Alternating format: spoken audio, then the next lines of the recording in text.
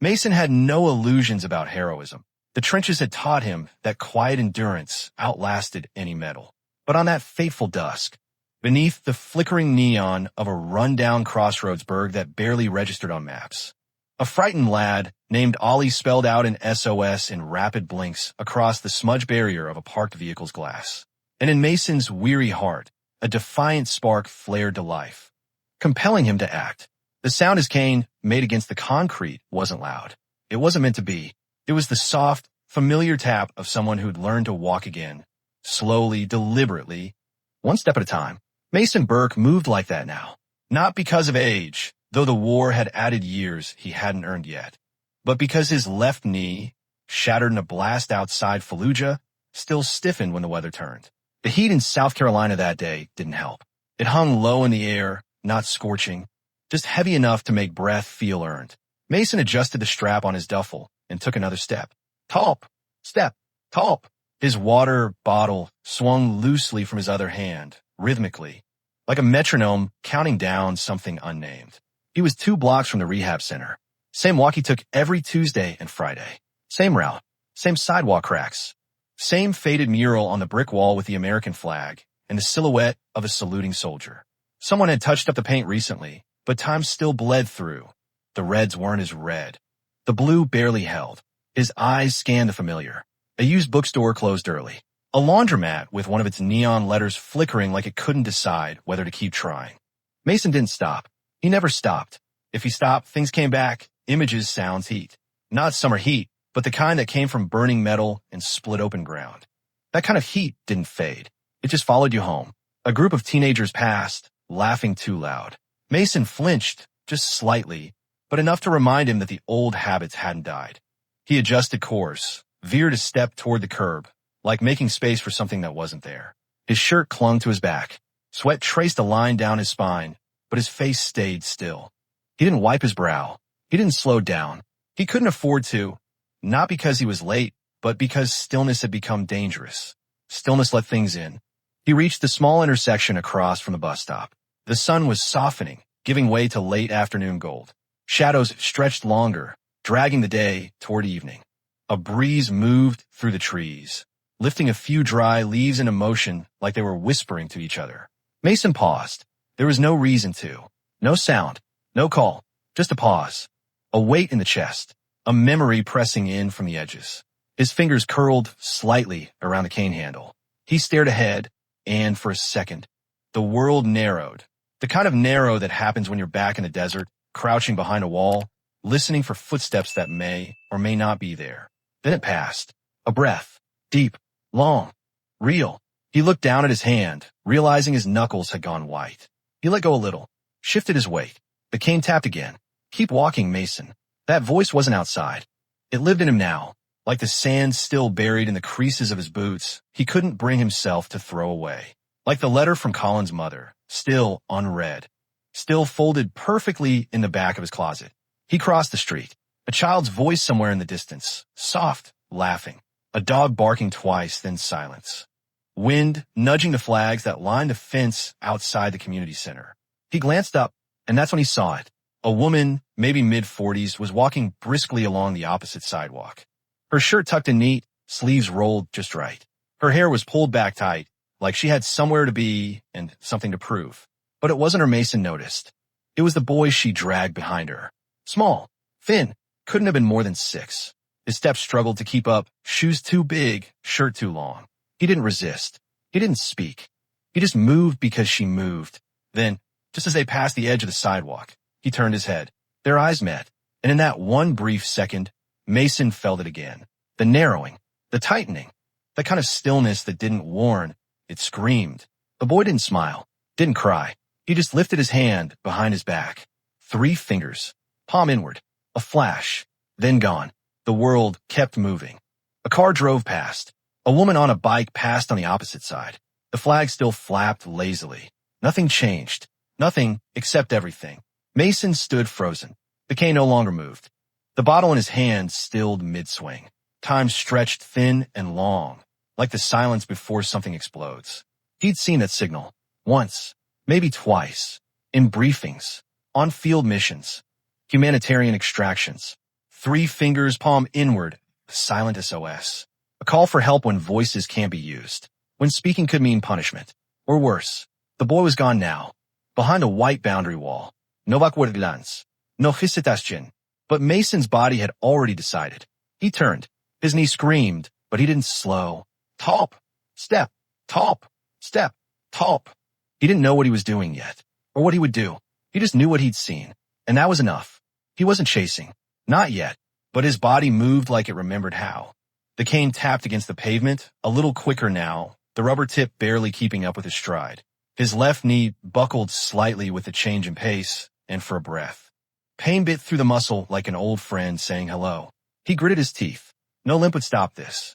He didn't know where they'd gone exactly, just that it was behind that white wall.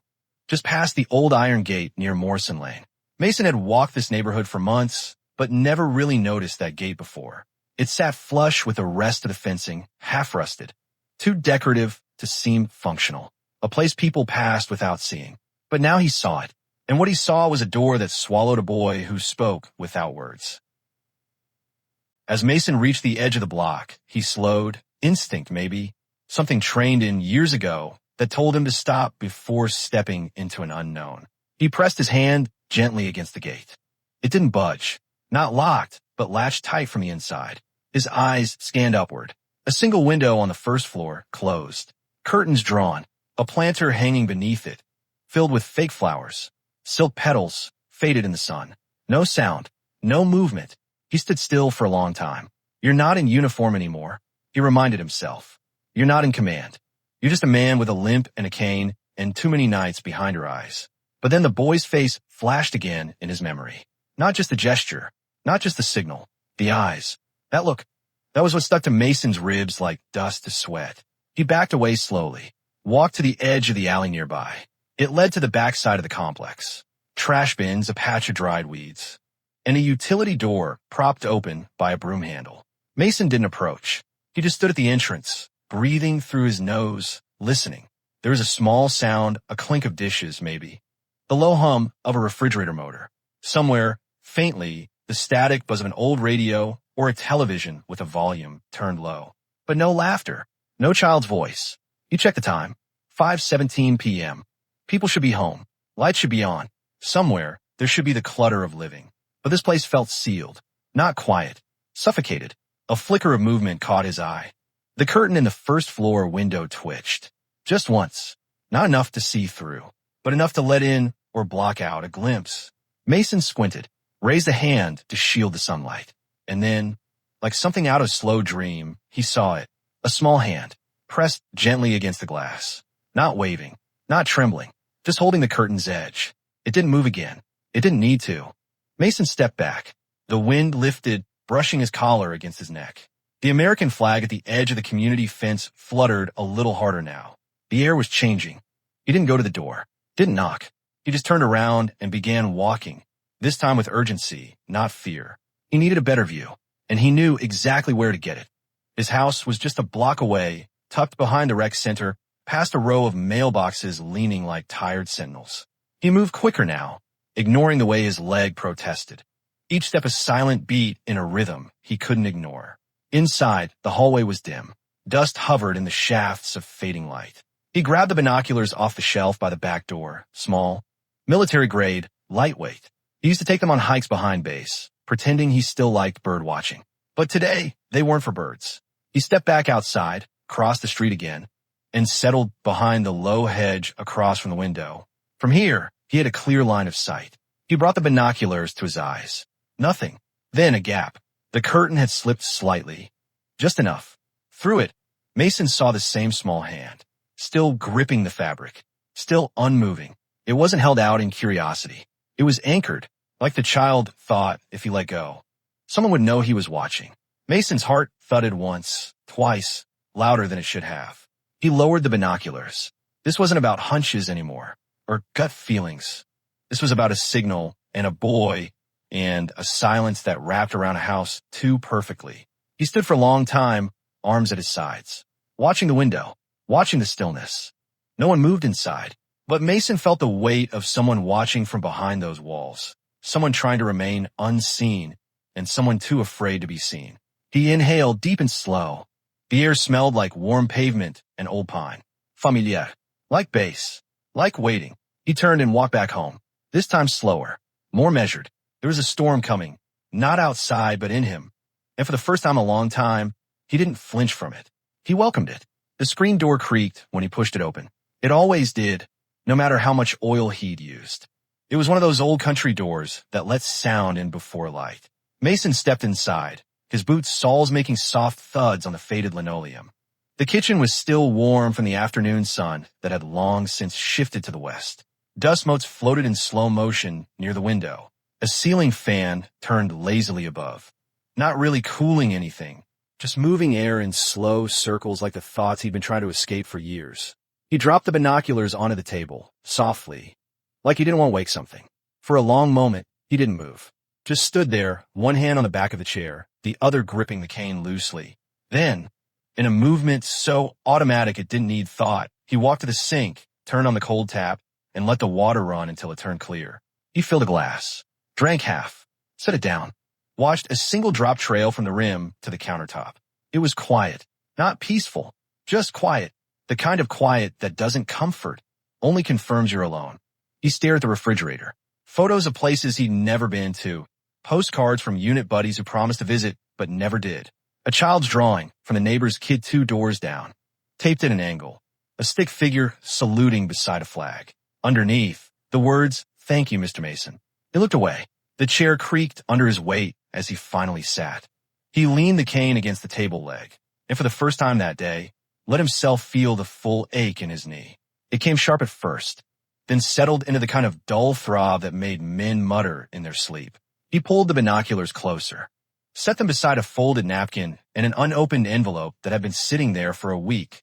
Something from the VA, he guessed. But he didn't touch it. Not tonight. Instead, he reached for his phone, brought up the camera feed from the dash cam on his truck, scrubbed back through the footage of that walk, past the sidewalk, past the jogger, past the mural. Then, frame by frame, he slowed at the moment the woman and the boy passed.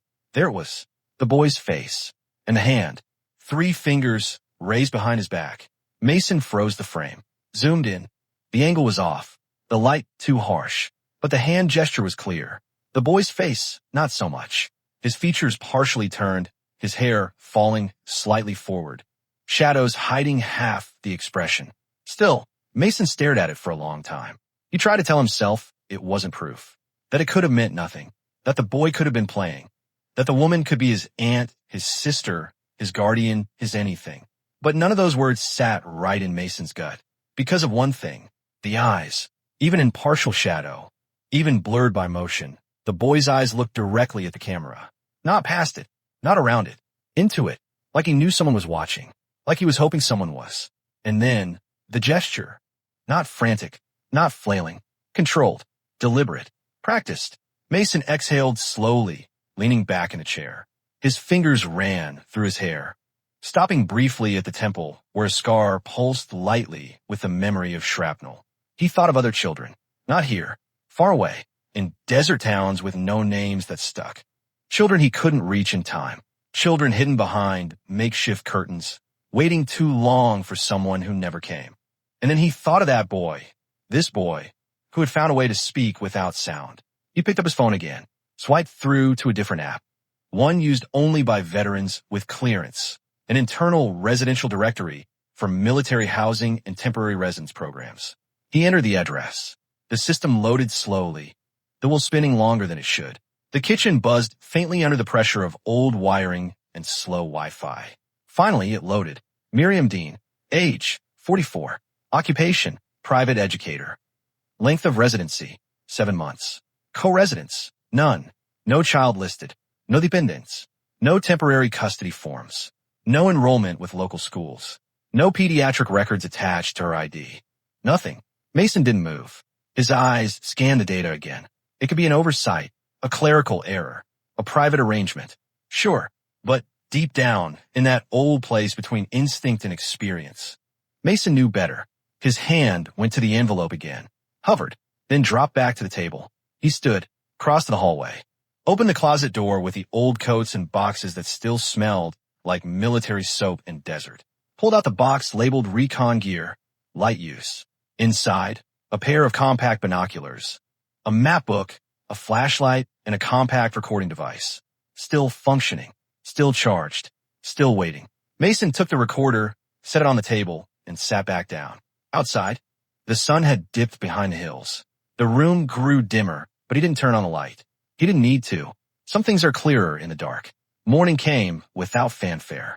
The sky turned from charcoal to gray, then to that washed-out blue that never really wakes you. Mason had barely slept. The coffee was bitter, thin, and he didn't bother changing out of a shirt he'd worn the day before. It was crumpled at the sleeves, still smelled faintly of dust and something else he couldn't name. He sat at his kitchen table again, same chair, same light angle through the window, and stared at his laptop. The login screen blinked. His password, still remembered. The same internal portal. Same system. But this time he dug deeper. He didn't go in like a man looking for answers. He went in like a man needing confirmation of what he already feared. He searched the name, Miriam Dean. Her credentials were clean. No flux. No prior violations. Lived in 3 different states over the past 5 years. All legal. All boring. Too boring. He scrolled to the residency record. Morrison Lane, Unit 17. That matched. But then he went to the cohabitation field. Empty. No minors. No listed dependents. No foster forms. No shared guardianship applications. Mason's jaw tensed. He checked the education database, cross-referencing addresses and names with local school enrollments. No child from Unit 17 enrolled anywhere in the district. Not public, not private. No homeschooling affidavit filed. He moved on to health records. Still nothing. No pediatrician visits tied to that address. No insurance coverage for a minor. No admissions. No vaccinations. It was a ghost trail. He leaned back in his chair. The screen cast a pale blue wash over his face. It flickered slightly, as if even the system knew something wasn't right. He typed again. A different angle. He searched for local missing children last 3 years. Cross-checked their profiles against facial features, birthmarks, even hair color. Nothing matched. But he wasn't discouraged, because deep down, Mason didn't believe the boy was in any system. Not anymore. The worst monsters didn't operate in darkness. They operated in plain sight, under the name of normal. He stood, moved to the counter, poured a second cup. Hands steady, movement slow. The world outside his window was waking, buses passing, dogs barking, lawn sprinklers kicking up morning mist. But here, in this small, outdated kitchen, time didn't move forward. It looped. Memories bled in like ink in water. He thought of the village girl outside Mosul. 8 years old, silent, always clutched the hem of her tunic with one hand. She had watched Mason's unit approach, but never ran, never waved. She just stood there, her eyes begging someone to recognize what she couldn't say. 2 weeks later, they found her brother, locked inside a grain shed behind a trusted household. He had used a signal too, a scarf tied the wrong way. A single gesture. They almost missed it. Mason stared at his screen again. The digital emptiness glared back at him like a mirror. The boy wasn't listed anywhere because someone didn't want him to be. Not forgotten, erased. He pulled up the visual from yesterday, still saved on his dashcam footage. He scrubbed to the exact frame again. Paused it. There he was. The boy's name might be unknown, but his presence was undeniable. Mason took a screenshot, opened a side window, dragged in the image, increased the contrast, zoomed on a collar. There, a faint, nearly invisible thread pattern. Letters. OG. Initials? A name? A leftover from a time when someone still knew who he really was? Mason didn't know yet, but he knew enough to feel the thread of certainty tightening in his chest. This boy didn't just accidentally fall through the cracks. He was pushed. He saved the file, labeled it simply, Boy, Signal, Unconfirmed. Then he opened a clean document. He started writing, not like a report, but like a ledger, line by line, observation by observation. He didn't try to sound formal. He wrote what he saw. Male child, EST age 5 to 6. Slim build. Wearing oversized shirt, initials OG on collar tag. Accompanied by female adult, Miriam Dean, 44. Brispache. Boy turned and flashed 3-finger distress signal, palm inward. Recognized in military rescue protocol. No matching records for co-residency. No school. No medical. Child not listed. Child not acknowledged. Child may be in danger. He paused. Read it back. Each sentence a beat. Each line a quiet accusation. Then he added, "Child looked at me like he knew what he was doing. He didn't flinch. He asked for help. And now I know." Mason saved the document, closed the laptop, sat still. The wind outside had picked up. The flag across the street snapped against its pole, no longer lazy. He looked around his kitchen. The cluttered fridge, the second cup of coffee, the drawer that stuck when pulled too fast. Everything was the same, and yet everything had shifted. He reached down and picked up the recording device from the night before, turned it over in his hands. It was light, barely weighed anything, but it carried a truth heavy enough to break the silence. Mason didn't go back to the house immediately. He waited until the afternoon, when the shadows stretched longer and the sun slid lower in the sky, the way it did when you knew evening was coming, but no one was ready to turn the lights on yet. He parked 3 houses down, same side of the street as yesterday. The truck engine ticked quietly as it cooled.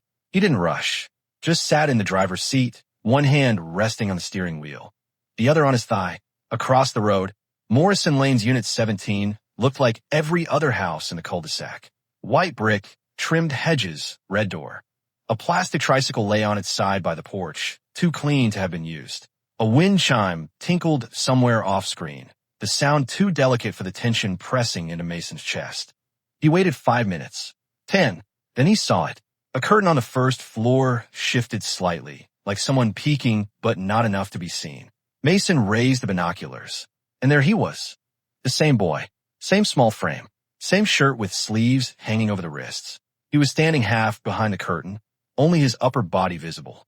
One hand clutched the fabric like it was the only thing tethering him to the world beyond that window. He wasn't playing. He wasn't curious. He was watching. Not the way children watch cars or birds or squirrels. No trace of innocence in that gaze. It was sharp, still, too still. The boy didn't blink for a long time, and then, slowly, his head turned. Just slightly, not enough to look at the street, just enough to glance over his shoulder, as if listening for footsteps behind him. Mason's stomach clenched. That wasn't the look of a child in trouble. It was the look of a child who had learned not to make trouble. A hand came down, not his. The curtain fell back into place. Gone. Mason lowered the binoculars. He stared at the house for several seconds, but no other movement came. No television glow, no music, no thump of running feet. Just that empty kind of silence that clings to places hiding too much. He got out of the truck. Not quickly, not quietly, just intentionally. Every step felt measured. Not because he was being watched, though he knew he was, but because this was familiar ground. Not the house, not the street, the feeling. He'd felt it in war zones, in villages with friendly smiles and locked doors, in compounds where children whispered behind walls, too scared to speak out loud, places where the silence was orchestrated, note for note, by someone who needed to stay in control. He walked past the house once, then again. He didn't look directly at the windows. He just passed, eyes straight, like any man getting steps in before dinner. But on the second pass, he saw it again. Just a flicker, barely more than movement. This time, not the curtain. The corner of a piece of paper. White, folded, tucked into the gap at the bottom of the window frame. Almost invisible unless you knew to look. He kept walking. 30 more feet. Turned around. Came back. As he passed the house again, he slowed. Not to a stop. Not enough to draw attention, but just enough to lean slightly toward the hedgerow. He reached down like fixing a shoelace, and in one clean movement, he grabbed the folded paper, slipped it into his jacket pocket, kept walking, didn't look back, didn't blink. He turned the corner. His breath caught somewhere between his chest and throat. Back in the truck, he sat a long moment before unfolding the page. There were no words, just a crude drawing done in blue ink, a small figure, stick arms, a square for a house, a tall person beside the small one. The larger figure had sharp lines for eyebrows, mouth turned down. The child's arms reached out, but the hands weren't drawn. Just empty circles. One of them had 3 fingers. That was it. No name, no detail, just a message delivered the only way it could be. Mason folded the paper carefully, placed it inside the glove box like something fragile, sacred. His fingers rested on the latch a second longer than needed. That night, he didn't turn on the TV. He didn't cook dinner. He didn't touch the unopened VA letter. He sat by the window, lights off, watching the street. Watching for curtains that shifted. Watching for a silhouette to appear. Watching for any sign that someone inside that house might be trying to say more. The moon rose slow and silver. The wind died, and the boy did not come back to the window. But Mason didn't leave. He waited, because now he knew two things. The boy was real, and the boy knew how to ask for help. That was enough. For tonight, the folded drawing still sat in his glove compartment the next morning. He didn't touch it, didn't unfold it again. He didn't need to. The image had already burned itself into his memory. The small figure with 3 fingers, the blank face, the square house too big for such a small child. Some messages didn't need repeating. He stood in the kitchen, toast untouched on his plate, the coffee already lukewarm. The same ceiling fan spun overhead. Same windows. Same sounds outside. The slow rhythm of a town pretending everything was fine. He turned toward the hallway and disappeared into the back room. This one wasn't a bedroom. It was more a holdover, a space wherein used things went to sit and be forgotten. Old uniforms hung still in garment bags. A steel filing cabinet, dented from a move years ago, sat against the wall. And in the corner, an old desktop monitor hummed faintly, like it hadn't been shut off properly in days. Mason sat down and tapped the spacebar. The screen flickered to life. His fingers moved across the keyboard, slow at first, then faster as muscle memory kicked in. It had been years since he accessed the National Missing Persons database through the Veteran Secure login, but the password still worked.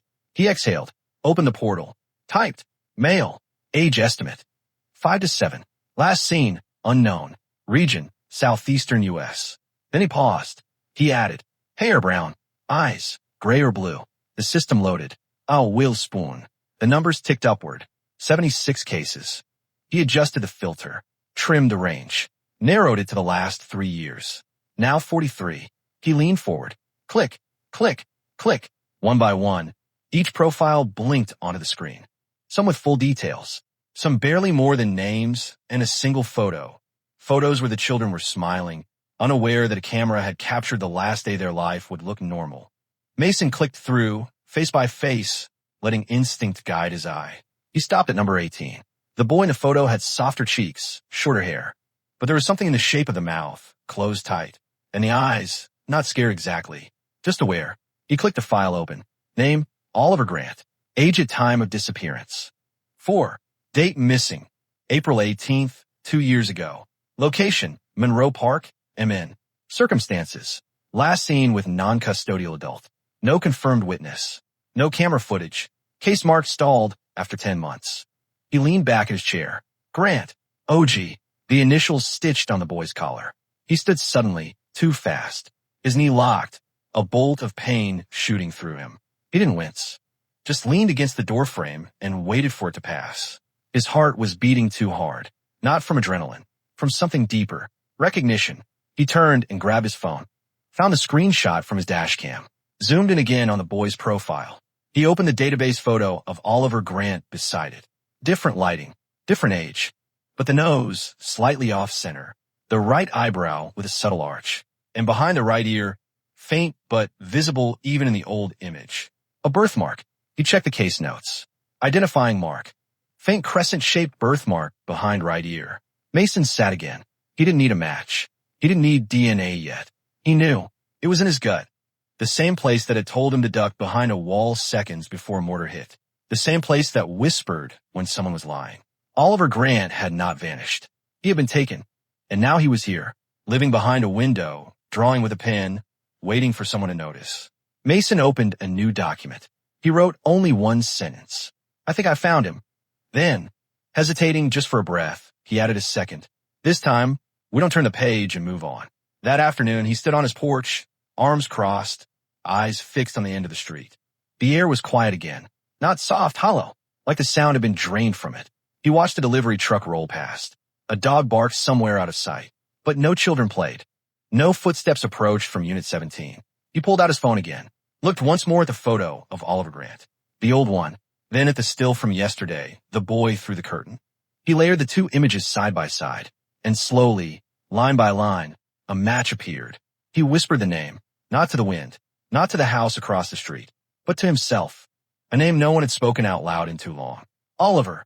And in that moment, Mason knew, deep in marrow and memory, that what had started as a flicker was now a fire. The system may have stopped searching, but he hadn't. Mason waited until after sunset. There's a certain honesty that comes with calling someone in the evening. You don't pretend it's business. You don't pretend you're not interrupting something. You just admit, in the sound of the phone ringing, that what you're about to say is going to matter. He sat in the dark, the only light coming from the hallway where Murphy lay sprawled across the floor, his ears flicking at the refrigerator's occasional groan. Mason scrolled through the missing persons database until he found it again, Oliver Grant. Underneath the basic file was a single contact number listed as the reporting guardian. It hadn't been updated in over a year, but was still there. Claire Grant, mother. He clicked the number. Let it ring. Once. Twice. On the third ring, a voice answered. Soft. Breathless. Hello. He hadn't planned the words. Still they came. Mrs. Grant. A pause. Not long, but not short either. Yes. My name's Mason Rourke. I'm a retired Army Staff Sergeant. I live down in Whiteford, South Carolina. Another pause. Longer this time. He imagined her standing in a kitchen, hand on the counter, eyes fixed on something that wasn't moving. I'm sorry to call like this, he continued, but I believe I've seen your son. Silence. Not the kind that comes with disbelief. The kind that comes when something fragile begins to unfold inside you, and you don't trust it yet. I found an old photo, he said. Online. I think he's here. In my neighborhood. She didn't respond. He waited. He counted 10 seconds, then 15, and then she spoke. Are you sure? Her voice cracked on the last word. Mason closed his eyes. No, not completely, but there's signs. What kind of signs? He hesitated. He left something for me. A drawing. There's a mark behind the right ear. I saw it, even in the old photo. Crescent-shaped. It matches. He heard the sound of her hand covering the phone. A muffled sound, like breathing into a pillow. Like pain being pressed back down after it surged too fast. I need to ask, she said finally. What condition? What does he look like? Mason's voice lowered, unconsciously. Small. Too thin. He doesn't smile. I've only seen him twice. But he doesn't act like a child who's free. Claire didn't speak. He didn't push. Sometimes the kindest thing you can give someone is silence enough to fall apart in. When she did speak again, her voice was steadier. The last person who called me said they were with a private agency, that they traced Oliver to a shelter in Arizona. They were wrong. Mason nodded, though she couldn't see it. I'm not a detective, ma'am. I'm just a guy who saw something that didn't feel right. And you're sure it's him? No, but I'm sure that boy needs someone to be. A breath caught. It was hers. Then, what do you want me to do? Mason leaned forward, elbows on knees. Just talk to me. Tell me something only he would know. A detail, a phrase, anything, something I can use. There was a pause. Then, when Oliver was 3, he used to call our neighbor's dog Button, even though her name was Rosie. He thought all dogs should be named after things you could push. Mason smiled, just barely. Got it. He's left-handed, she continued, and he never liked loud music. He used to cover his ears during cartoons. She stopped, then added, he hums when he draws. Not songs, just hums. Like he's making up the music as he goes. Mason felt something stir in his chest. Not certainty, but closeness. Like the pieces of a puzzle shifting closer together, even if they didn't click yet. I'll keep watching, he said. I won't do anything reckless. I've heard that before, she replied. But she didn't hang up. They sat in the quiet together. She finally asked, do you believe in instinct, Sergeant Rourke? He thought for a moment. Only when it refuses to shut up. She exhaled, long and slow. Then, if you're right, if that really is my son, then please don't let him disappear again. Not even one more day. Mason nodded. I won't. And this time, it wasn't a promise. It was a choice. It started with coffee in a paper cup. Not the kind he made at home. Too bitter, half forgotten in the pot. This was the gas station kind. The kind that said, you're not staying long. You're not here to be comfortable. Mason parked 2 houses down. From where he sat, Unit 17 looked like any other duplex on Sycamore Lane. Beige siding. A cracked sidewalk leading up to a porch with 2 plastic chairs. The yard was bare. Not unkempt, just unremarkable. No toys. No bike. No signs that a child lived there. That was the first thing that made his stomach tighten. Children leave traces, even the quiet ones. He raised the disposable cup, sipped, burnt, let the heat settle in his chest. The man who lived there had a name, Leon Hargrove. According to the property records Mason pulled that morning. Mid-40s. Worked part-time as a home appliance repairman. No prior criminal record. No spouse listed. No children registered in school. Just a man. Alone. On paper. But Ollie had drawn something. and that changed the paper. The curtains on the left window were shut, but not tight. A sliver of interior could be seen if the light inside shifted just right. Yesterday, that was where Mason had seen the child, half hidden, peering. He checked his watch. 6:38 a.m. Too early for most. But he knew from 2 mornings of silent observation that Leon left for work at 7:12. Like clockwork. So Mason waited. A mail truck passed, coughing. Murphy shifted in the passenger seat. Tail thudding once, then settling again. Across the street, a porch light flicked on, then off. At 7:09, the front door of Unit 17 opened. Leon stepped out, gray jacket zipped, toolbox in one hand. He locked the door behind him, checked it twice, then walked to the faded blue sedan. It choked to life, then pulled away without fanfare. Mason counted to 30, then got out. He didn't cross the yard. Not yet. He walked past the house, slowly, as if taking his morning stroll, though he hadn't done that in years. From this angle, he could see the side windows. Closed. One screen slightly warped at the edge. The grass along the side path was trampled. Not much, but enough to suggest someone used it frequently. He passed the driveway, stopped by the mailbox. Then he heard it. A small sound. Not a voice. Not a cry.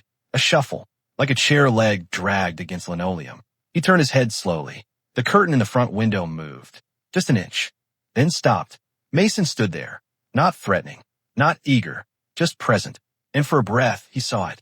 A shape. Small, quick, retreating. A child. There, then gone. He kept walking. Didn't speed up. Didn't look back. It wasn't time. Not yet. That night, he sat in his truck again, parked under the same streetlight. The cup holder now home to an empty thermos and a notebook filled with nearly identical entries. 6:38 a.m., Leon exits. 7:12 a.m., car departs. 8:10 a.m., no activity. 12:27 p.m., curtain shift, possible visual confirmation. 3:01 p.m., dog bark, intermittent, not from 17. 6:43 p.m., porch light flicked on, no exit. 8:19 p.m., shadow behind front curtain. Small, still. It was like building a case from ghosts. Everything was half seen, half heard, but none of it felt imagined. At 10:17 p.m., he wrote 2 more lines. No sign of other adults. Kid is still there. He closed the book, sat in the silence. Across the street, a light flicked on in the hallway of Unit 17. Just for a second, then off again. He imagined the child in there, Ollie, standing barefoot on tile, listening for something he couldn't name, trying to understand what was real, what was safe. Mason understood that kind of listening. It was how you survived in war zones, and sometimes how you survived home. The next day, Mason returned, not to watch, but to listen. He parked in the same spot, same time. This time, he carried something with him, a small parabolic microphone, left over from a short-lived attempt to record birdsong during his first year out of the Army. He tuned it carefully, aimed it toward the left side wall. Crackles, silence, then a sound, a voice, male, deep, slow, not shouting, dictating. Mason turned up the gain. You don't talk until I say, understand, silence. Then a smaller voice. I wasn't. The first voice again, more clipped now. Enough. You already broke the rule yesterday. Sit down. Silence again. Mason hit record. His fingers trembled just slightly. The next 20 seconds were blank. Then came a whisper. Not from the man, but the child. A single sentence. I miss my mom. Then a thump. Chair leg? Hand on table? Mason couldn't tell. But what came next chilled him. The man's voice again, but altered. Like a different person entirely. Higher. Mocking. She's not coming. Moms don't love boys who don't obey. Mason's knuckles whitened around the recorder. He stopped the tape. Sat back. Breathed. The child had a voice. And now, so did the house. The rain came in thin strands, early and undecided. Not the kind that made you run. The kind that made you stop. The kind that felt more like memory than weather. Mason stood beside his truck. Hood pulled low, notebook damp in his coat pocket. Murphy stayed curled up in the passenger seat, nose pressed to the fogged-up glass. Across the street, Unit 17 remained still. The porch light had flickered once at dawn, then gone dark again. He hadn't slept. Not really. The audio recorder was tucked in his shirt pocket, still warm from the charge, still holding that voice. She's not coming. Moms don't love boys who don't obey. He had replayed it in his head more than once. Not the words, but the tone, like someone smiling while twisting a knife. But it wasn't enough. Not yet. Mason wasn't a cop. He had no warrant. Nobody. Just instinct and the ache in his gut that told him time was thinning. He checked his watch. 7:14 a.m. Leon had already left. No sign of the boy. The rain dripped from the edge of his cap.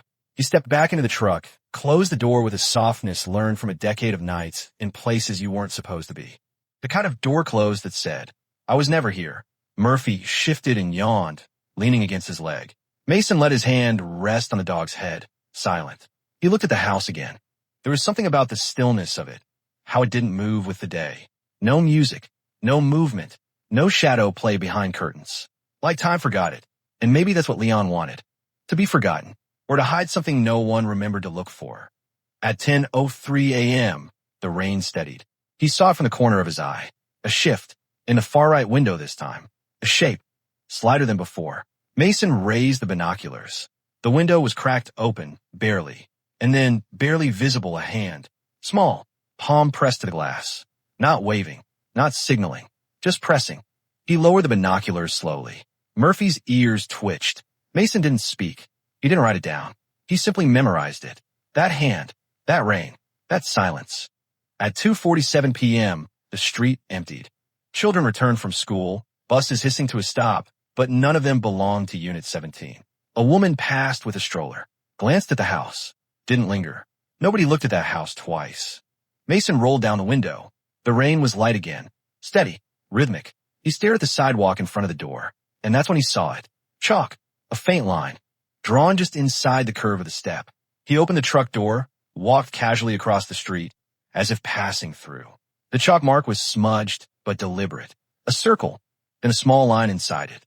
Like a dot, like an eye. He glanced up. No curtain movement. He kept walking, but his heart thudded once hard. That wasn't the mark of a child drawing randomly. That was message. Someone had reached out. Someone wanted to be found. That night, Mason sat with Claire on the phone again. She didn't cry this time. She listened. "I heard him," Mason said. Voice low. Recorded it. Not long. But it's there. What did he say? That he missed you. That someone told him you weren't coming.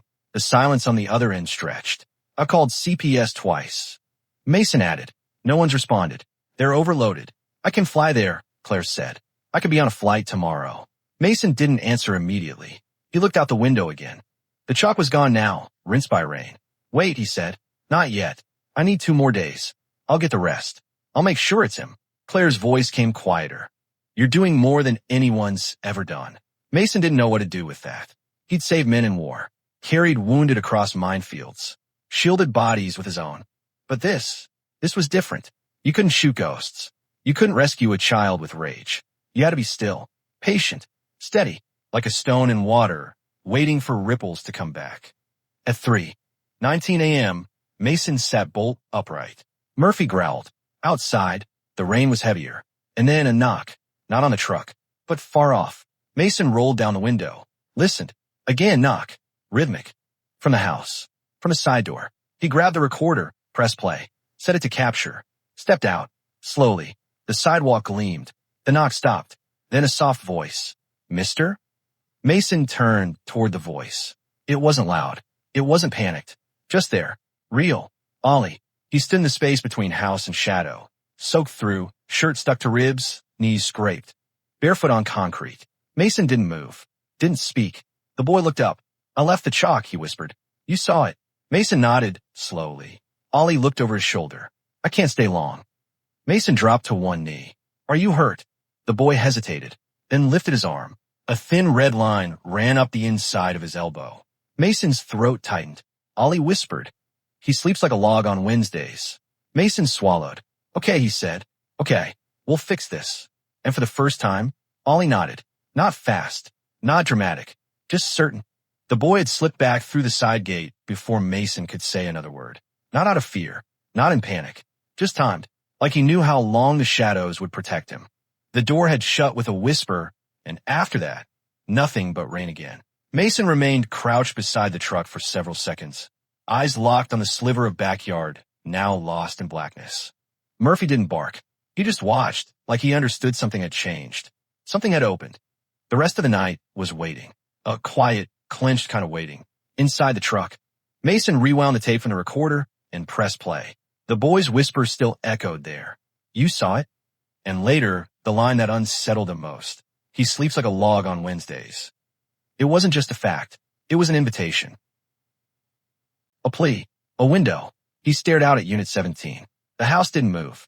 It never did. But in that stillness now lived a map. A whisper of pattern. A thread.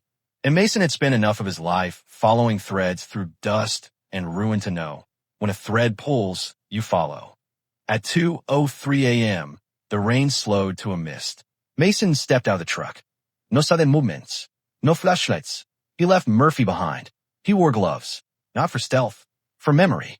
His boots pressed gently against wet earth. He didn't approach the front door. That was for people with keys, with reasons. He took a side path. The one with the trampled grass. The one Ollie had appeared from. Each step came with breath.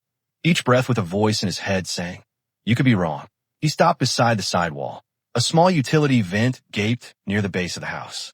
The same vent where, weeks ago, a raccoon had once nested. Mason knelt, placed the mic near the vent, adjusted the gain, pressed record. He didn't expect much. Maybe the sound of a heater. Maybe pipes.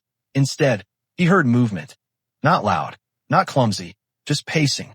Feet over hardwood, back and forth. Then a voice. Leon's. Unmistakable.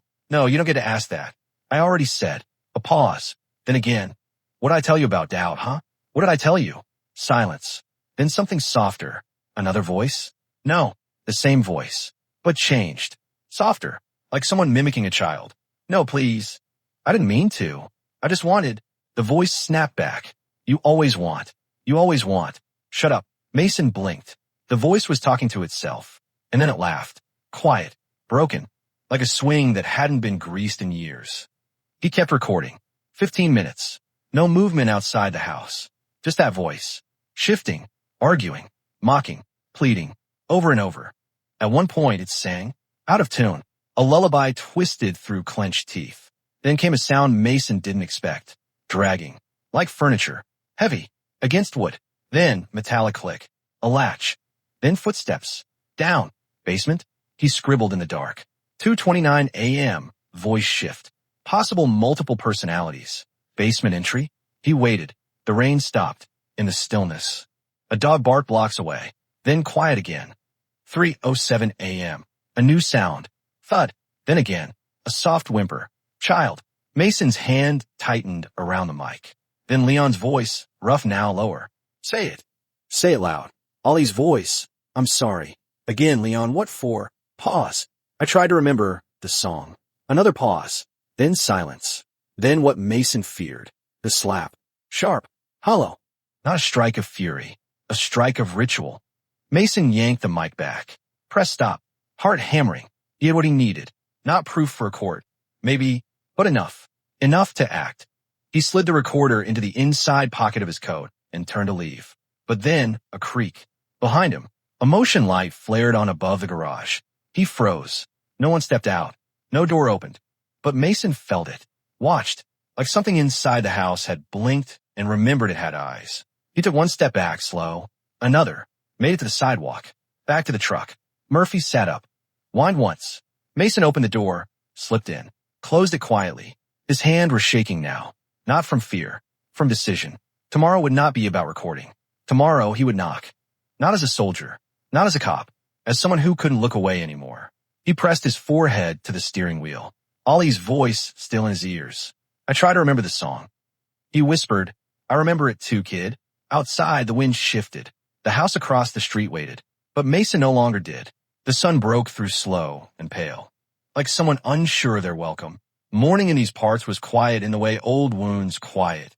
Never gone, just waiting for a shift in the weather to ache again. Mason sat with both hands on the wheel. Truck still parked across from Unit 17. Murphy lay curled in the passenger seat, breathing slow, warm against the fogged window. The voice recorder was still in Mason's coat. He hadn't played it back. Didn't need to. Some things, once heard, etched themselves in bone. He watched the house. The curtains remained drawn. The mailbox held no new letters. The porch mat, soaked from last night's rain, sagged in one corner like it had given up waiting for footsteps. And still, something inside whispered, today. Not because he was ready, but because Ollie might not get another Wednesday. At 7:48 a.m., Mason stepped out of the truck. No yekit. No these guys. No silent approach. He walked to the door like a man, returning something that was never his. The porch creaked beneath his boots. He knocked. 3 times. Not loud. Not soft. Just enough. No reply. He waited.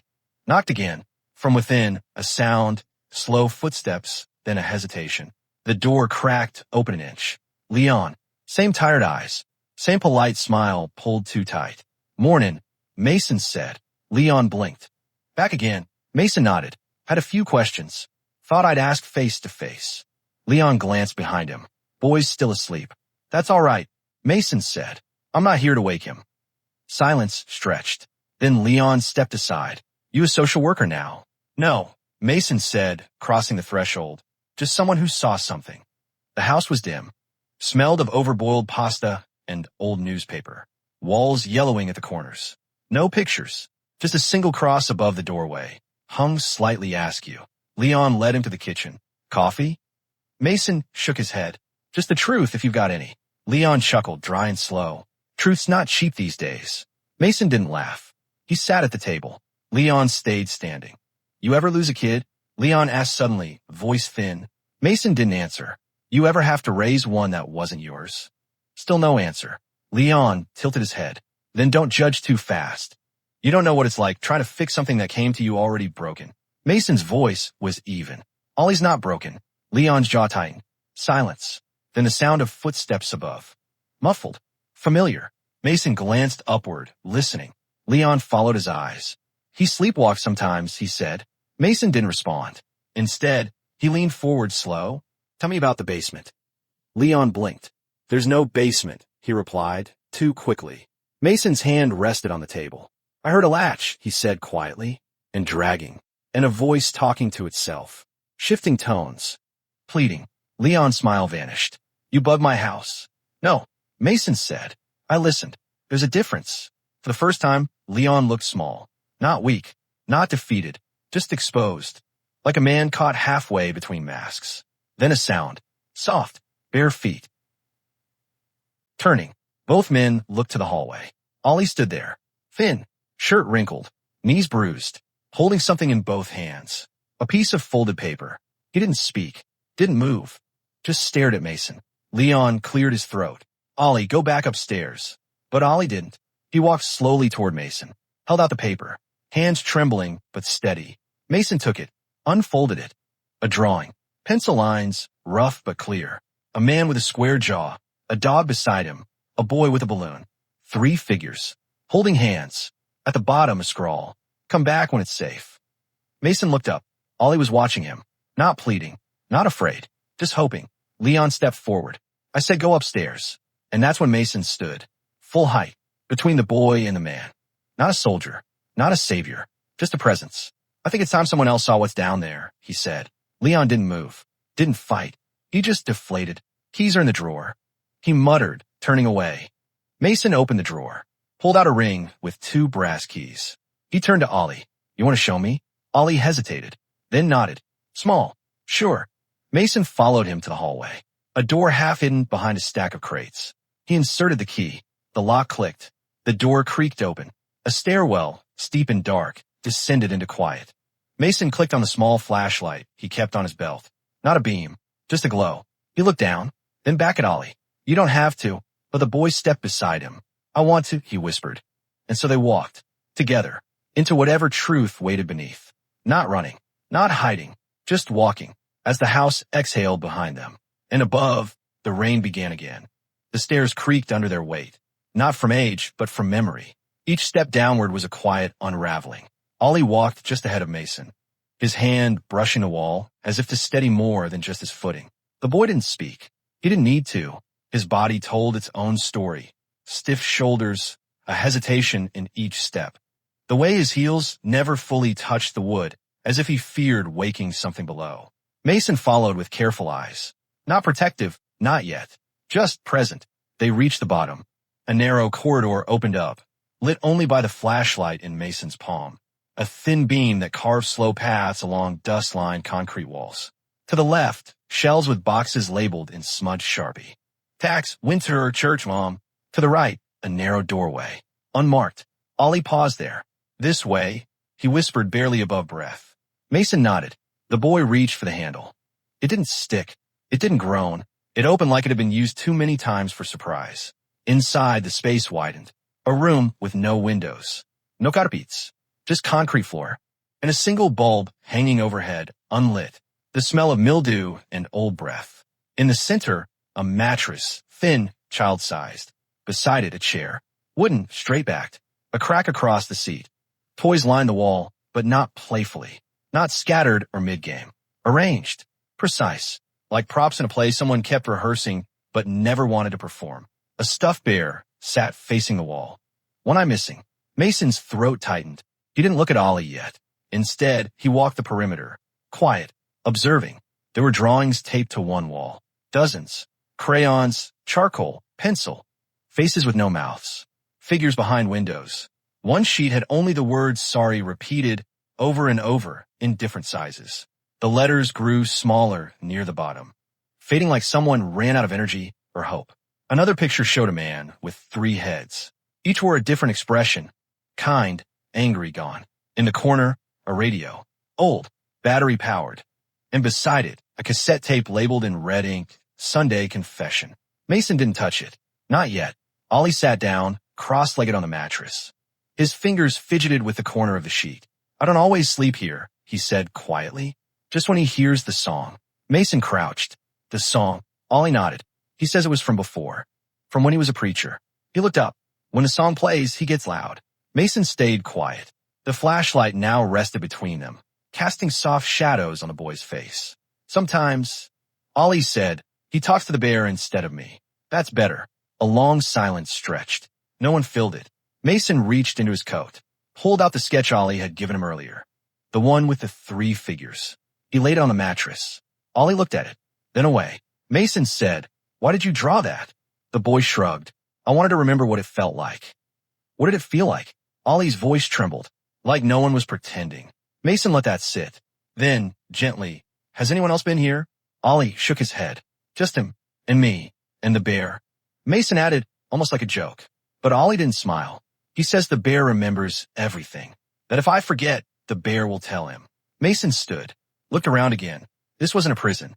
It wasn't even a punishment, not in the conventional sense. It was something worse. It was a room built for forgetting. And Ollie, somehow, had remembered anyway. He turned to the cassette. Picked it up. It was cold. He slipped it into his pocket. Later, not here, beside the door a hook. Hanging on it a belt. Worn. Frayed. The hole stretched from use. Mason didn't touch that either. Instead, he walked back to the boy. Sat down beside him. Not to fix. Not to explain, just to be there. A soft clink echoed as Ollie pulled something from under the mattress. Ah, Dean He opened it. Inside, pebbles. Tiny ones. Smooth. Each marked with a number in Sharpie. Every time I made it through, Ollie said. I marked 1. Mason counted them. 17. I don't know what I'll do when I run out. Ollie whispered. Mason looked at him. You won't. The boy met his gaze. And for the first time, Mason saw something there. Not defiance. Not fear. Something smaller. But brighter. Faith. Not in the world. Not in adults. Not even in himself. But maybe, just maybe, in the fact that someone stayed. Above them, the house creaked. Rain had returned. Ollie leaned against Mason's arm. Not fully, just enough. And they sat there, in the room without echoes. Because, for once, no one had to raise their voice to be heard. The house above them began to stretch. You could hear it. Old beams adjusting, windows breathing out the night, rain tapping softer now against the roof like it had nothing urgent left to say. Mason rose first, not abruptly, not with the force of someone trying to fix things, just slowly, like someone remembering he had legs and they still worked. Ollie followed. He didn't ask where they were going. Maybe he already knew the answer was nowhere far. Just up, just out of that room. The door closed behind them with a click that felt too loud. Mason locked it again, the way you'd lock a memory you weren't done understanding.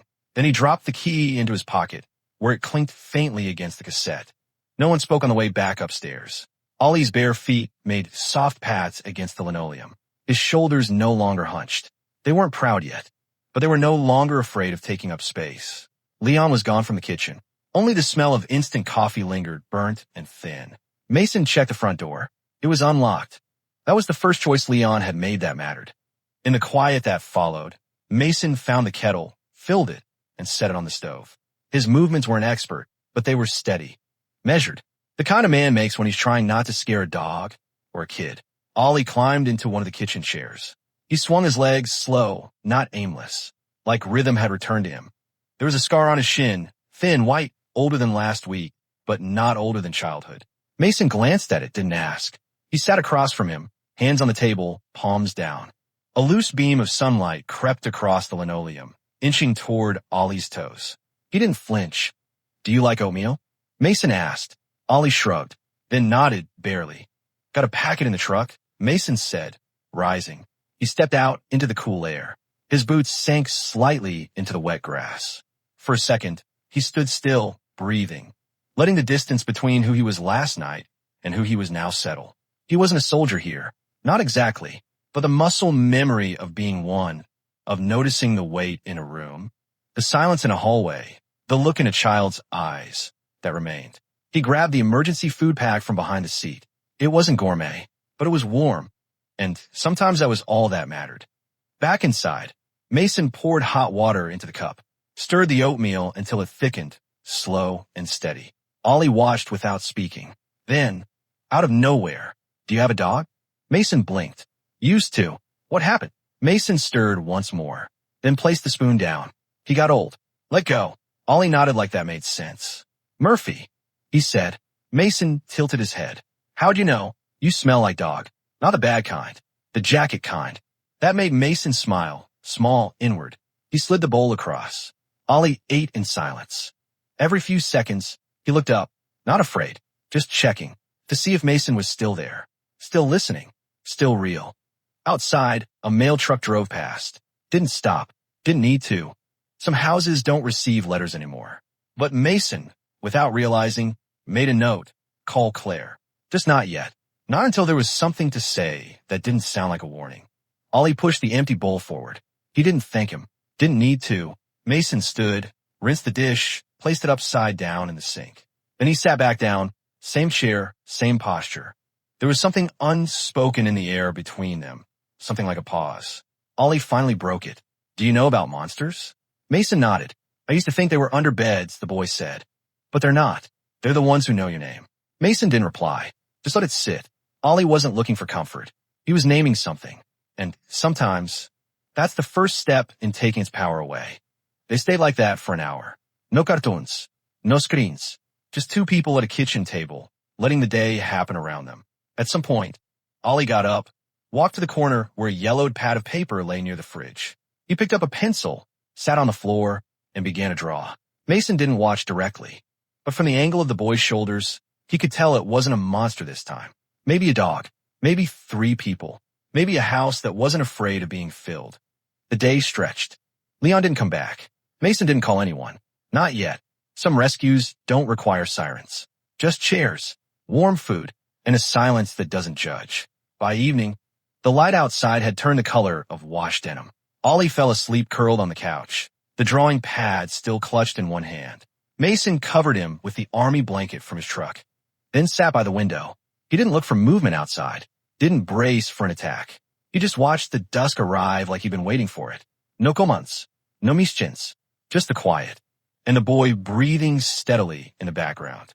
The dusk leaned gently into night. No sharp edges, just a slow folding of light into shadows. The kind of dark that doesn't announce itself, it simply happens. Mason sat by the window, legs stretched out, boots still on. He hadn't meant to wait this long. But then again, he hadn't meant for any of this. The boy was asleep on the couch behind him, breath rising slow under the old blanket. One hand clutched the drawing pad. The other curled near his face like he'd paused mid-reach for something that only made sense in dreams. Mason hadn't looked at the drawing yet. He wouldn't. Not until morning. Some images aren't meant to be read by moonlight. The burner phone sat in his jacket pocket. He hadn't powered it on since the drive out. Not because he was hiding, but because silence sometimes answers better than the world ever does. Still, he reached for it now, lit warm in his palm, the small weight of decision.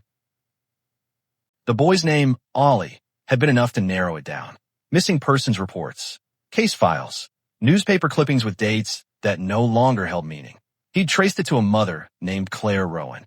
Last known residence, a suburb 2 hours east. Occupation, nurse's aide. Status, single. No arrests. No complaints. Just absence. A silence so total. It made Mason question the noise of everything else. He turned the phone on. The screen flickered, blue, harsh. Then steady. No service for a few seconds. Then 2 bars.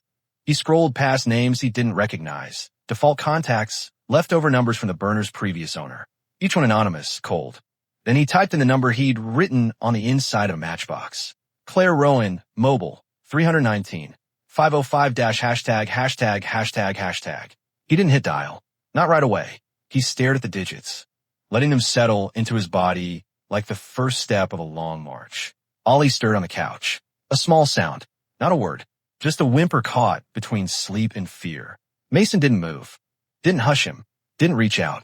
He just stayed still, solid as a door someone might knock on. Then he called. The phone rang once. Twice. 3 times. Each tone seemed louder than the last. On the 5th ring, a click. Silence. Then, hello. The voice was hoarse. Not from illness. From disuse. He didn't speak. She repeated. Hello. Mason cleared his throat. Is this Claire? Silence again. Yes, she said, cautious. Who's calling? My name's Mason Ward. Do I know you? No.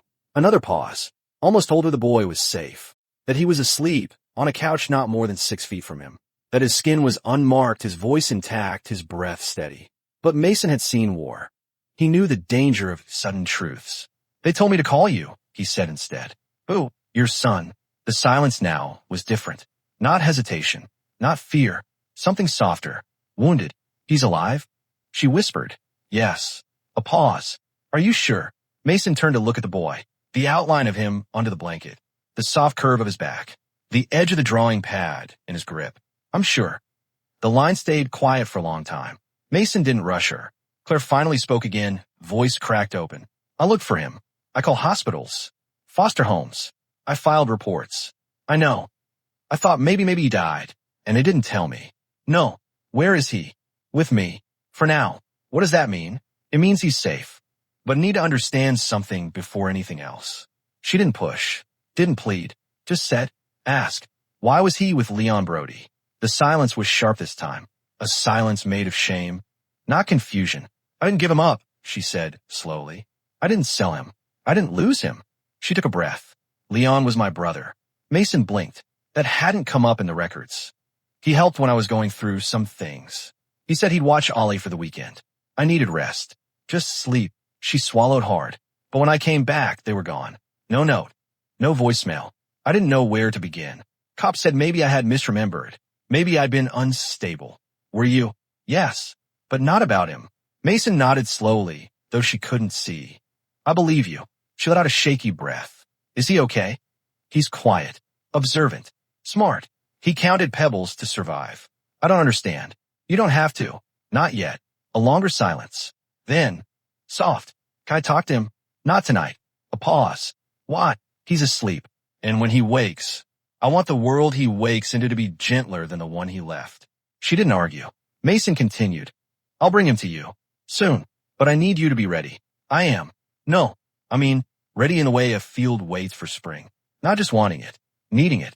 Making space for it. The line went quiet again. I haven't been ready for a long time, she said. I know, but I want to be. That's enough. For now. She cleared her throat. When will you come? I'll call again tomorrow. Okay. Claire. Yes. He remembers your lullaby. The line shook then. Not audibly. But Mason could hear the breath catch. The years unravel. What did he say? He hums it. Not always. Just when he's drawing. She couldn't reply. So Mason let her go. He ended the call. The phone buzzed once after. An unsaved number, now stored in its memory. Claire Rowan. Saved. Not erased. The night deepened. He sat back down. The couch creaked slightly as Ollie shifted. Still asleep. Still holding on. Mason reached for the drawing pad. Finally. He lifted the top page. It wasn't a monster. Not a bear. Not 3 heads. Just a field. And in the field, a woman, arms open. A boy running. And, behind them, a figure watching. Not joining. Not interrupting. Just making sure they reached each other. Safely. The light came in slow, like it was learning how to be morning again. It touched the edges of the table first, then the chipped ceramic cup, then the boy. Ollie stirred beneath the blanket, not with a start, not with panic, just the small, instinctive shift of someone trying to remember where they were and who they could trust in the remembering. Mason had been up for hours. He hadn't done much, just sat. There were coffee grounds in the sink, 2 mugs on the counter. The radio hadn't been touched. The fridge hummed like a nervous witness. Outside, fog clung to the lower branches of the trees, as though the earth still hadn't decided whether to hide or be seen. He watched Ollie sit up. The boy's hair was matted on one side. He blinked slowly, rubbed his eyes, then looked around the room without urgency. That was the first change. No alarm, no immediate scan for exits. No flinch when Mason stood and walked toward the kitchen. Morning, Mason said, voice quiet, almost not there. Ollie nodded. Then, after a pause, morning, just that. 2 syllables that cracked open something larger than any story. Mason handed him a slice of toast dry. No butter in the fridge. But the warmth was enough. Ollie bit into it without looking at Mason. Still, he didn't look away in fear, just the way kids do when they're not ready to be watched yet. Sleep okay? Mason asked, pouring water into a chipped enamel cup. Another nod. I slept, Mason said. It wasn't a lie, and it wasn't the truth. After they ate, Mason sat back at the table. Ollie drifted toward the window, pressed his forehead against the glass. The outside world was soft with dew. A squirrel twitched its tail on the fence post. Somewhere, a lawnmower coughed to life. Normal sounds, but when you've been hiding, even normal feels like a kind of siren. Mason didn't interrupt. He let the boy take it in at his own pace. Ollie turned. Can I sit outside? Mason blinked. That was new. Sure. He opened the door for him. Held it. Not like a guard. Like someone remembering how to be kind. Ollie stepped out barefoot, gingerly. The porch wood creaked under him. He didn't run. He didn't hide. He sat, right there on the top step. The breeze played with the hem of his shirt. Mason sat inside, close enough to hear, far enough to not intrude. That's when the truth arrived. Not in words, not in confessions, but in the fact that the boy didn't ask for permission to stay. He already knew he could. Later, Mason brought out a small notebook and placed it beside Ollie. You draw, he said. It wasn't a question. Ollie looked at the notebook, then up at him. Then he opened to the first page and began sketching. Not with frantic strokes. Not with panic. Just steady. The way you do when something inside starts to let go. The drawing was simple. A tree. A figure beside it. No monsters. No calles. No screams scribbled in red. Just a small hand holding a larger one. He didn't say who they were. He didn't need to. Mason didn't ask. He just sat there. The way a hill sits behind a town. It doesn't move, but keeps everything in view. A few hours passed like that. Quiet. Undisturbed. At one point, Mason stood, disappeared into the house. Came back with an old army jacket. It was faded, soft at the edges. The kind of garment that had seen too many places and still held none of them. He handed it to Ollie. It's not cold, Ollie said. No, Mason replied, but you might want a pocket. Ollie put it on. It swallowed him, but he smiled. Not big, not for show, just enough that his cheek rose half an inch. And something behind his eyes flickered with heat. Around noon, Ollie spoke again. Did you ever get lost? Mason considered. Yeah. What did you do? Kept walking. Kept listening. Sometimes just sat down until the ground stopped spinning. Did anyone find you? Sometimes. Sometimes I had to find myself first. Ollie nodded, as if that made perfect sense. Then he pulled the hood of the jacket over his head and leaned against the porch post. The drawing rested on his lap. The wind flipped the page. He let it. Sometimes. What follows is quieter than what came before. And that's okay. The rest of the day passed in fragments. A sandwich shared. A nap taken in sunlight. A plastic ball found in the grass. Rolled between their feet without needing a game attached. Mason didn't call Claire again that day. Not yet. He wanted to let Ollie know the world wouldn't change again tomorrow. Not so soon. Not unless he was ready. And sometimes that meant waiting even when the road home was already mapped out. That night, Ollie didn't ask where to sleep. He simply went to the couch, pulled the blanket over himself, and mumbled something that might have been night or might have just been breath. Mason stayed by the window. The burner phone buzzed once. A text. Unknown number. Is he okay? He didn't reply. Not out of cruelty. Just respect for the silence. He looked toward the couch. The boy's form, rising and falling. He was okay. Not fixed, not whole, but okay. And for now, that was enough. Outside, the night deepened again. No sounds but the wind through pine needles. No movement but the breath of two people learning, slowly, how not to be afraid of tomorrow. And in the stillness between them, no speeches, no promises, no grand resolutions, just this. A boy, a soldier, and the truth neither of them had to say out loud. The next morning came with rain. Not a storm, just the steady, soft kind that makes everything outside look gentler, blurred at the edges. Mason liked mornings like this. He used to hate them. Wet boots, poor visibility, the weight of memory clinging like mist to his shoulders. But today, the weather felt like permission. Like maybe the world itself had slowed down enough for them to breathe inside it. Ollie didn't speak much at breakfast. He picked a toast, drank warm milk, then wandered to the window where condensation fogged the glass in soft circles. He drew a spiral with his finger, then another. Mason watched, not intruding. They'd stayed in the borrowed cabin longer than expected. He didn't even remember who the key had originally belonged to. A fellow veteran, a hunting buddy, maybe just someone who owed him a favor from a war neither of them could name cleanly anymore. He stood from the table and walked to the kitchen. Quiet footsteps, the kind that don't ask for attention. He packed without ceremony. 2 bottles of water, a blanket, 1 first aid kit, unopened, a small tin of peanut butter crackers. He moved like a man trained in retreat, not from fear, but from the understanding that some exits must be made gently. Ollie turned when the zipper closed. His eyes didn't widen. His shoulders didn't hunch. He just looked at the bag, then at Mason. Are we going somewhere? Yeah, Mason said. Somewhere quieter. Quieter than here. Mason smiled. There's a whole country quieter than here. Ollie nodded once. Like that made sense. Then, do I have to leave the jacket? No. The boy turned back to the window, pressed his palm against it. Rainwater streaked down the outside. His fingers left brief trails on the inside. Temporary maps. Roads going nowhere. He didn't ask where they were going. Only said, "Can I bring the drawing?" Of course. That was all.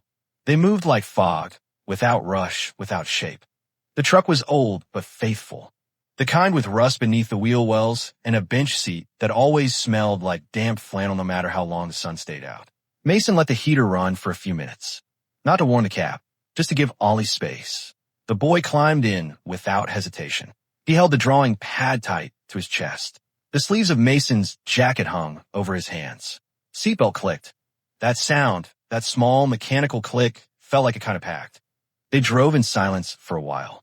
The wipers beat a steady rhythm. Outside, the rain wasn't letting up, but the roads were mostly empty. No hurry in the world. Ollie stared out the window.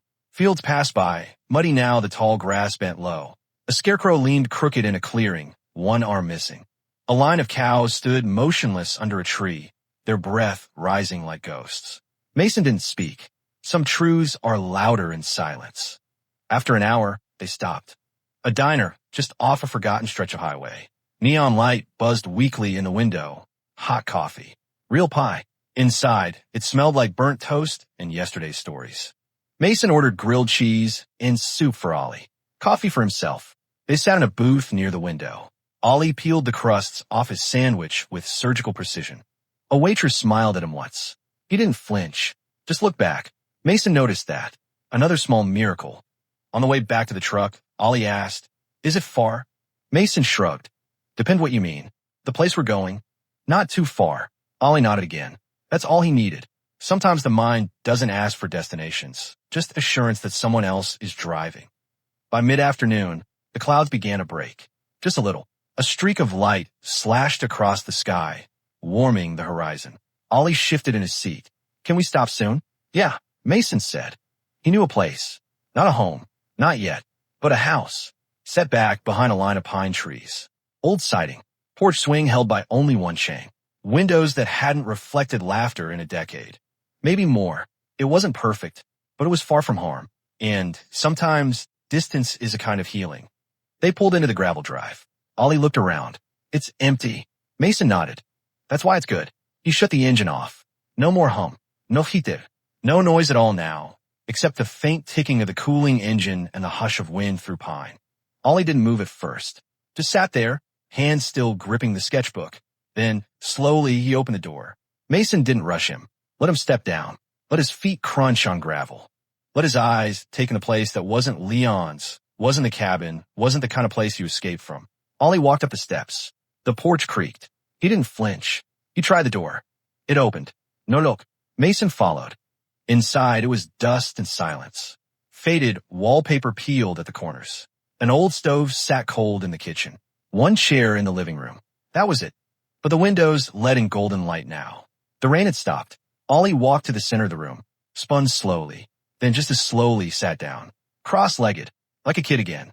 Mason leaned against the doorframe. "This okay?" he asked. Ollie looked up. "It's quiet. That a good thing?" The boy shrugged. "I think so." Mason took that. He took it all, then walked over, sat on the floor beside him. They said nothing for a long while, but inside that nothing lived a truth, one that didn't need to be spoken. They were far from where they'd begun. Not home yet, but beyond fear. And for now, that was enough. The gravel popped under Mason's boots as he walked toward the mailbox. It was old, bent slightly forward like it was bowing to the weight of time. He opened it, empty, not unexpected. No one had lived in the house for years. Bills had stopped coming. The world had forgotten this address. He stood there a moment longer, hands in his pockets, eyes trailing down the long stretch of road. Pine to the left, dry field to the right, and a horizon that never told you what was coming. And that's when he saw her, a figure in the distance, too still to be passing through, too careful to be lost. She didn't wave, didn't shout. She just stood, holding a small canvas bag in both hands. The way someone might carry something fragile, or nothing at all. Mason didn't move. Not first, because recognition doesn't always come with lightning. Sometimes it comes quiet, the way a headache builds behind the eyes before you realize it's there. Claire, not the name he'd expected to call out again, not after the last time. Inside the house, Ollie was coloring. He had found a dull red crayon and was carefully filling in the roof of a small house drawn in shaky lines. The drawing was not of the place they were in, but of something remembered, something safe. A tree with no leaves, a dog without a face, a figure standing on the porch. Mason watched for a beat through the window. Then he stepped back outside, shutting the door behind him as gently as one might close a chapter too raw to read aloud. Claire didn't move, not even when he reached her. She was thinner than he remembered. Not in the way of vanity or illness, but in the way of someone who had spent too many nights curled into corners trying not to take up space. Her hair was pinned back, messily. Strands clung to her temples in the wind. The bag she carried had no logo, no shape, no meaning. Just fabric and fray. "Hi," she said. Mason didn't answer right away, just took in the sight of her. Not like an old flame, not like a ghost, just a fact, like weather, like gravity. "He's inside," Mason said. Claire's throat worked. Once, twice. She didn't speak. "Been here a couple days." He added. Still, she said nothing. Then, after a long silence, "Is he okay?" Better than before. Claire closed her eyes. When she opened them, she whispered, "I didn't know where else to go." "You came to the right place." That broke something, but she didn't cry. Not like in the movies. She just sat down on the roadside, knees drawn up, hands still clutching that empty bag. Mason didn't touch her. He just stood, a quiet sentry as the wind picked up. They didn't talk for 20 minutes. He sat beside her eventually. Not close, just nearby. And when she finally spoke, it came out slow, like something learned phonetically. "Leon told me he was safe, that the boy was better off with him, that he was getting help." Mason didn't respond. She turned slightly. "He lied, didn't he?" Mason gave a small nod. Claire exhaled, a sound that might have been a laugh, or a sob, or both. "He wouldn't let me see him," she said. "Said it'd confuse him, that I was unstable, that I'd ruin everything. And you believed him." "I wanted to," she said. It was easier than fighting. The air between them filled again with silence. But it wasn't cold, just full. At some point, Claire stood. She dusted off her jeans, adjusted her bag, and looked at the house. "I don't want to scare him." "You won't," Mason said. "He's drawing." That made her smile. Just a flicker, like a match lit in wind. "I don't expect him to forgive me. He doesn't need to, not yet. I just want to see him." Mason nodded once, then led the way. At the door, she paused. Her hands trembled just a little, not the kind of shaking that comes from fear, but from the weight of hope not dared. He opened the door. The air inside still held the warmth of early afternoon. Ollie looked up, saw Mason first, then her. His eyes didn't widen. He didn't freeze, but the crayon in his hand stopped moving. He blinked, then blinked again.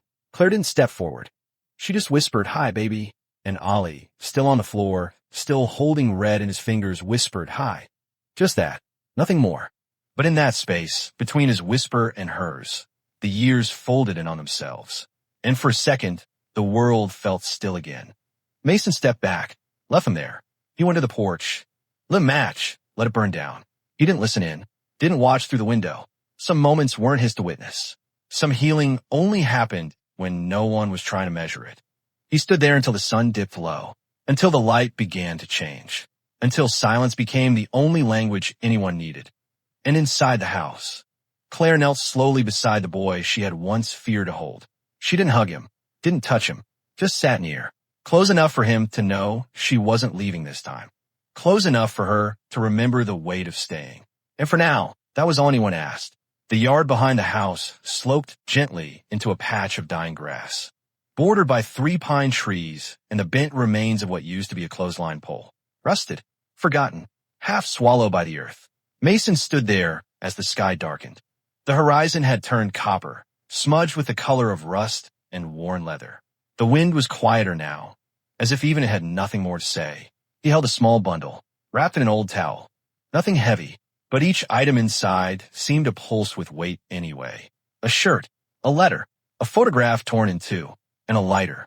He knelt by a circle of stones, left behind by someone else. Years ago, maybe kids, maybe another man, just like him, who thought he could burn something and be done with it. Mason didn't believe in symbolic acts. He didn't think fire cured things. But sometimes, letting go needed a ritual, even if only to feel like permission. The towel unfolded slow, one corner at a time. First, the shirt. Leon's shirt. Plaid. Washed too many times. Still carried the faint smell of aftershave and something sour underneath. Mason had found it in the trunk of the car, stuffed behind a box of tools. Kept, perhaps, in case he needed to look like someone's idea of dad again. Then the note. Folded small. Neat handwriting. No signature. He cries less now. Doesn't talk in his sleep anymore. I think he's finally settling in. Maybe I was right to take him. Mason didn't need more than that. Didn't want more. The letter didn't carry apology. Just justification. That was worse. He placed it on top of the shirt. Then the photo. Half of it. Claire and Ollie on a porch swing. Sunlight overexposed. A dog's tail caught mid-wag.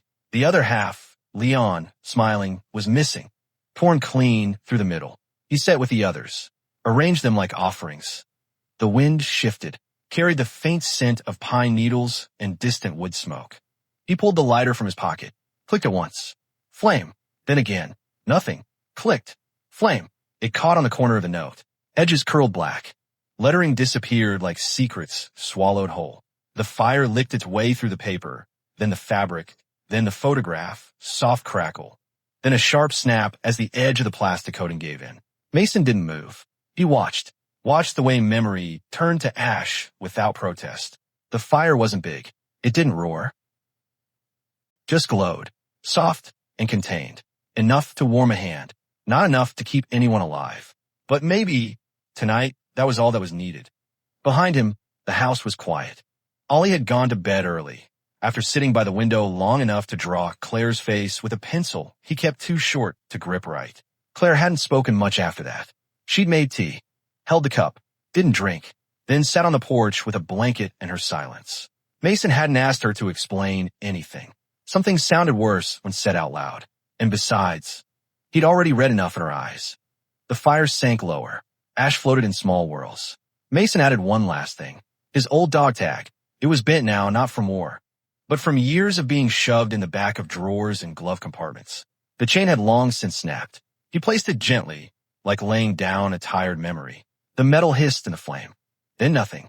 He stayed there as the night came in full. Not thinking, not naming feelings. Just there. Sometimes grief wasn't sob. It was a man sitting still as things burned. Knowing he wouldn't miss them, and also knowing they'd lived in his chest too long. Letting go is rarely sudden. It happens the way the fire dies.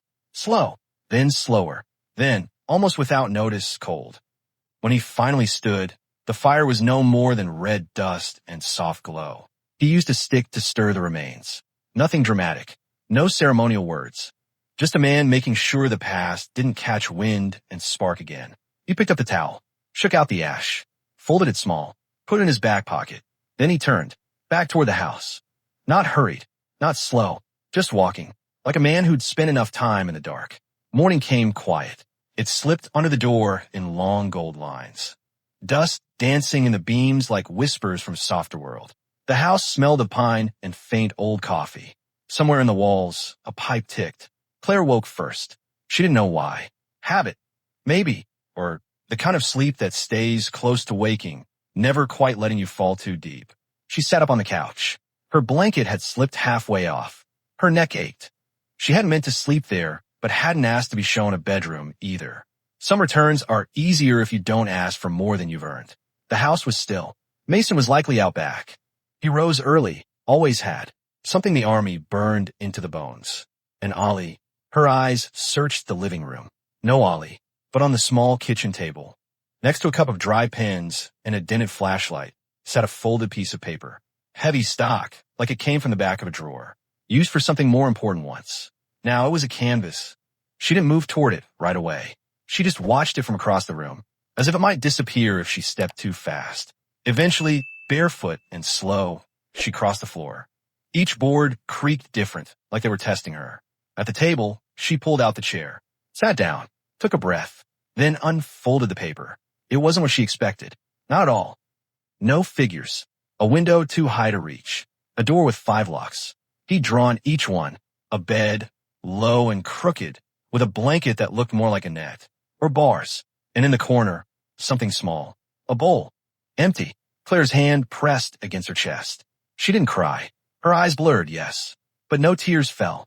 Because the thing that struck her most wasn't what was drawn. It was what wasn't. No color. Only pencil. Harsh lines pressed too hard. No toys. No light. No one else in the picture. And no version of him. Not even a silhouette. Just a room with a memory. He hadn't drawn himself inside it. But everything screamed that he had been. Claire stared at the paper. It looked like it had been folded and unfolded many times. The creases were deep. One edge torn. Like he'd started to rip it once, then changed his mind. She turned it over. One line of text, written in crooked letters. I don't go back here. Not can't. Not don't want to. Just don't. A quiet rule he made for himself. A border not to be crossed. She folded the paper again. Smaller this time. Tighter. But she didn't put it away. Didn't hide it or toss it or ask anyone why. She just held it. Palmed it like a fragile truth. Mason came in through the back door not long after. Boots dusty. Hair still wet from the creek behind the trees. He paused when he saw her. Didn't speak. She didn't look up. But her voice was steady when she said, "He remembers it all." Mason nodded. Yeah. Claire traced the edge of the paper with one finger. I thought maybe kids forget. Or it blurs. Not the important stuff. She breathed through her nose. Set the drawing down gently. I want to ask him, she said. Mason raised a brow. Not about what happened, she added, but about what he wants to happen now. He waited. She went on. If I push, I'll break something. Maybe I already did. But if I don't ask, if I just stand around hoping, he might think I won't stay. Mason leaned against the counter, crossed his arms. That's the hard part, he said finally. Staying. I know. You sure? Claire nodded. Mason watched her for a long moment, then turned toward the hallway. He's in the room with the red curtains. And with that, he left her there. She didn't rush. She picked up the drawing again, held it against her chest, then walked slowly down the hall, each step deliberate, each floorboard a reminder. This house held more than weight. It held choices. At the door, she knocked. Soft. Once. Then again. No answer. She opened it. Inside, Ollie sat on the floor, surrounded by crayons. The red ones were down to stubs. Blue was untouched. Black used up. He didn't look at her. She didn't step in. Just stood in the doorway. I saw your drawing, she said. He didn't move. I won't ask about it. I just wanted you to know I saw it. Still nothing. Claire smiled small, aching. I don't want to go back there either. At that, his hand paused. The crayon stopped. He looked up, met her eyes, and said, in a voice smaller than the page he'd drawn on, okay. She stepped inside, sat against the opposite wall, not near him, just with him, and they drew in silence. Not the past, not pain, just shapes, just color, just now. Mason didn't wake with a mission. There was no list, no schedule, no one waiting for him to get things done. But the sun had broken low over the hills, warm and honest. And something about the air smelled like old nails and second chances. So he went to the shed. The door groaned open. A pair of work gloves hung from a nail. Dust clung to their fingers like time itself had forgotten to let go. He took them, beside a pile of broken rakes and a mower that hadn't started since '09. He found a hammer and a box of mismatched nails. Most were bent. Some rusted clean through. He gathered them anyway. Behind the house, the fence leaned. It wasn't falling, but it wasn't standing proud either. Half the slats were loose. One had split at the bottom, and the western corner had completely given up, bowed like an old man in the wind. He stood there for a while, not thinking, just looking. Then he began. First, gloves on. Second, sleeve rolled. Third, breath deep. The first nail bent on the first swing. He didn't curse, didn't mutter, just pulled it out and tried again. There was something familiar about the rhythm. Set, swing, set again, like rifle drill, like checking perimeter, like the kind of work that tells your muscles you're still needed. Hours passed without him noticing. The sun climbed and dipped. Shadows shifted like memories trying to get comfortable. From time to time, he paused, not to rest, but to notice the way the breeze caught the trees, the way the soil smelled when he knelt by it, the way the fence, despite everything, still held together once he gave it care. It reminded him of men he'd served with, bent, bruised, but not broken, just waiting for someone to say, "You're worth fixing." He reached the corner post around noon. The worst part, the whole section sagged. 3 slats missing. The anchor post had rotted at the base.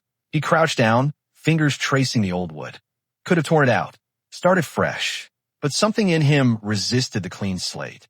He didn't want new. He wanted mended. So he dug around the post, braced it with leftover bricks, reinforced the base with a piece of board he cut by hand with a hacksaw he found in a drawer filled with spider webs.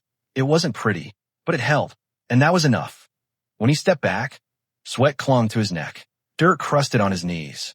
His hands ached, not from the work, but from how good it felt to hurt for something that stayed hurt, not something that bled and disappeared in sand. He looked at the fence, still crooked, still old, but solid, whole in its way, a little like him. From the kitchen window, Claire watched. She hadn't meant to. She'd gone to rinse a cup, and there he was, alone, focused, gentle with the wood, like it might speak back if he pressed too hard. She didn't call out, didn't wave, but something in her chest shifted. A click, a recognition, not of romance, not yet, but of trust, of the kind of man who didn't need thanks to do something right. Inside the house, Ollie sat by the couch. He was drawing again, this time a fence, but not the one he remembered. This one was straight, painted red, and beside it not a house, not a face, just 2 hands, holding a hammer, building. The afternoon stretched like a warm exhale, not hot, not heavy, just soft around the edges, like the day had decided to lower its voice and let people rest. Inside the house, nothing urgent happened. No sudden cries, no broken dishes, no raised voices, just silence, good silence.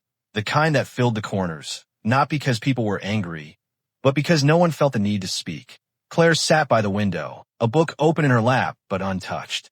Her eyes kept wandering, not looking for danger, but watching. The way the curtains moved in rhythm with the breeze. The way dust glinted when it caught the light right. Across the room, Ollie was on the rug. He wasn't under a table, wasn't by the door. He'd picked the rug himself, plopped down with the casual confidence of someone who didn't need to flee in the next 5 seconds. And in his hands, a single toy car. Nothing fancy. Just a little blue one Mason had found in the shed. Its paint chipped, one wheel stiff. But Ollie loved it like it had always been his. He pushed it forward, slow and steady, then back. The wheels squeaked every few inches. But he didn't flinch. Didn't look around like someone might yell about the noise. He just played. Mason passed through the room once. Boots off. Shirt stained with fence dust. He gave Ollie a small nod.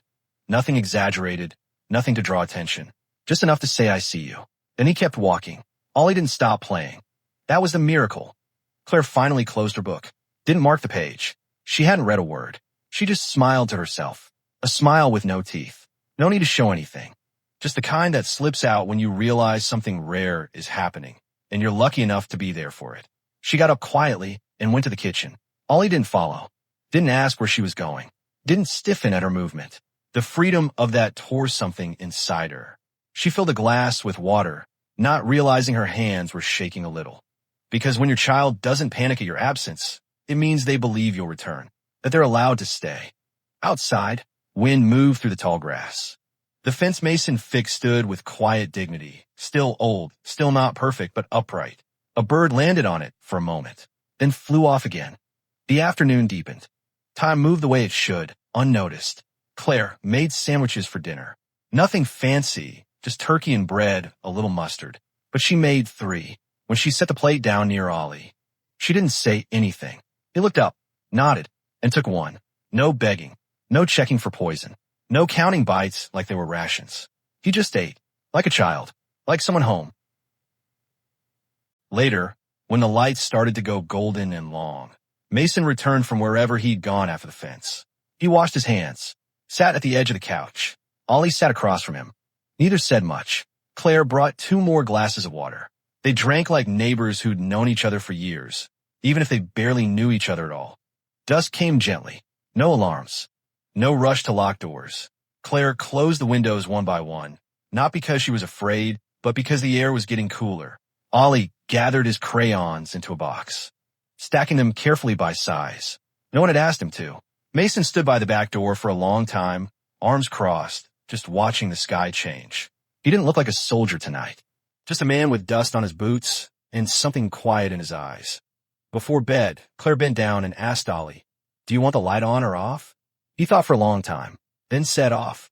Maybe leave the door open a little. She kissed his head. Okay. When she stepped out of the room, Mason was in the hallway.